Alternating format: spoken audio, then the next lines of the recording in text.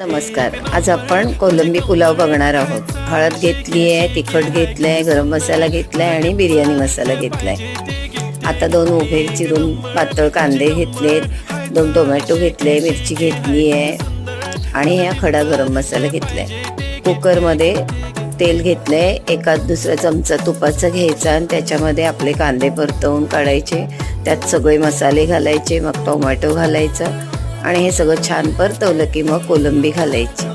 कोलंबी छान परतून झाली की आपले तांदूळ एक 10 मिनटं धुवून ठेवायचे आणि ते ह्याच्यात घालायचे. थोडं गरम पाणी घालायचं यात आणि न शिट्टी होता असंच झाकण ठेवून शिजवून घ्यायचं पुलाव. एक 10 मिनिटांनी आपला पुलाव तयार आहे. छान भात शिजलेला आहे, पुलाव तयार आहे. पूर्ण व्हिडिओ बघायची असेल तर यूट्यूबला बघा. नमस्कार.